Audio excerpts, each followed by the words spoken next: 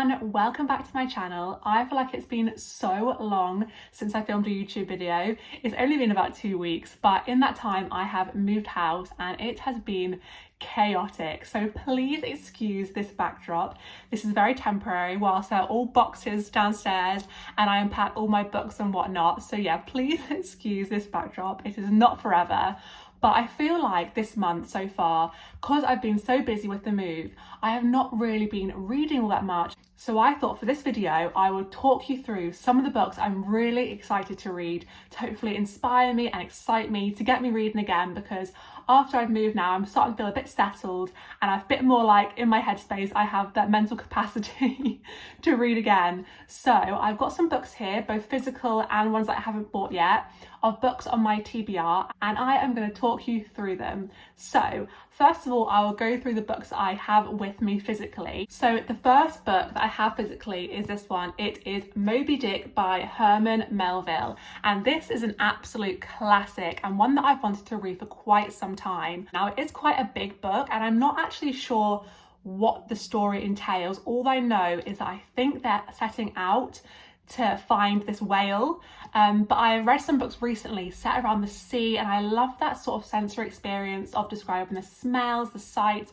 of like a gritty sea atmosphere. So I'm hoping I really love this one. Like I said, it is a classic and I've been really enjoying reading some classic novels recently, so I hope I love this one. My boyfriend did read this one recently and he absolutely loved it, so hopefully I enjoy it too. So yeah, this is first on my list, Moby Dick. So next up is Harlem Shuffle by Colson Whitehead. Now I read The Underground Railroad last year and I loved that book so much. I thought it was so hard-hitting and emotional. I loved his writing, so I thought why not read something else by Colson. So this is set in early 1960s New York, I do believe. I'll read you some of the blurb. To his customers and neighbours on 125th Street, Ray Carney is an upstanding salesman of reasonably priced furniture, making a decent life for himself and his family. Few people know he descends from a line of uptown hoods and crooks, and that his facade of normality has more than a few cracks in it. Now that's not all the blurb, but I thought that sounded so interesting. I love that premise. I love the idea of that he's got this normal job as a furniture salesman, but then he has this other darker life. I'm really intrigued by this book, and like I said, I love Colson Whitehead's writing, so really excited to read this one, and I think I'll get to it quite soon. So my next book is this one, A Gesture Life by Chang Rae Lee, and this book intrigues me. I think it's going to be a really sad book. I've heard it's really sad.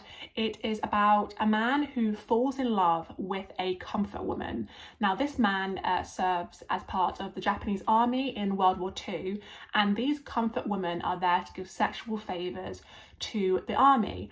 And this man falls in love with one of these women. So I think it's going to be a really harrowing read, but I'm so intrigued to read this. It sounds like a really interesting and insightful story. I've never read anything by Chang Rae Lee before, so hopefully I love it. But yeah, really excited about this one, but I think it's going to be a really, really sad book. So next up, this is the final book I have on my physical TBR. This is The Grapes of Wrath by John Steinbeck, and I have been making my way slowly but surely through John Steinbeck's work. I have loved everything I've read so far. My most recent one was Cannery Row, which I was obsessed with. I gave that 5 out of 5 stars. So I'm very excited to read some more from John Steinbeck. I just love his writing so much, and this story sounds so interesting. It says, drought and economic depression are driving thousands from Oklahoma. As their land becomes just another strip in the Dust Bowl, the Jodes, a family of sharecroppers, decide that they have no choice but to follow. They head west towards California, where they hope to find work and a future for their family.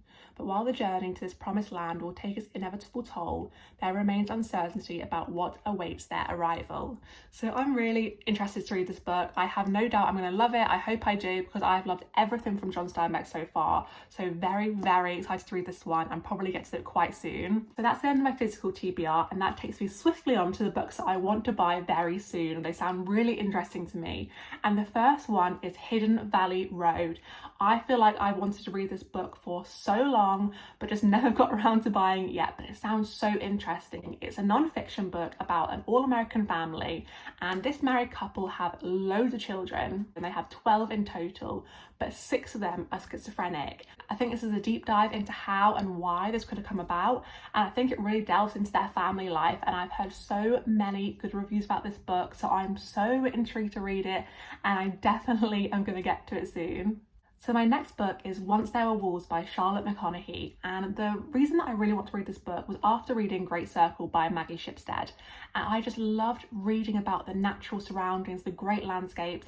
That book was set in Missouri, Montana, and I just loved reading about the landscapes, so I went on a hunt for some other books that also feature some beautiful landscapes, and this book, Once We Were Wolves, is set in the Scottish Highlands, and I thought that would just be so beautiful. So I'll read you the blurb here. I've got my laptop here. It says, Inti Flynn arrives in Scotland with her twin sister Aggie to lead a team of biologists tasked with reintroducing 14 grey wolves into the remote Highlands.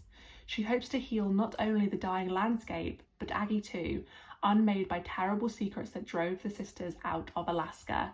So I think that sounds so good. I'm so excited to read about the landscapes, and hopefully I love it just as much as Great Circle. So then finally, my final book that I really want to get to soon is The Idiot by Elif Batuman. I think that's how you say their name. And I feel like everyone and their dog has read this book apart from me. And it seems to be really divisive. Some people absolutely love it and some people hate it. So I want to read it for myself to see what I think about it. And to be honest, it does sound up my street. So I'm hoping that I do love it. It's about a young girl who goes to Harvard in 1995, and she gets a pen pal from Hungary, and they email back and forth. And then I think from what I can gather, she then goes to travel around Europe and goes to Budapest. And I think she travels around Paris and other places. And that's all I know really so far. But yeah, it seems very divisive and I'm intrigued to know why. So this is definitely very high up on books that I want to read. So if you have read it, please do let me know what you think, because I'm very, very intrigued by it. So they are all of the books that I really want to get to soon. There are a few more in there. I am so keen to read a new fantasy series. So if anyone has any great fantasy recommendations, then please do let me know. And also if you have any book recommendations in general that you think I will like, please again let me know, because I'm ready to get back into reading after the move. I'm so ready for it.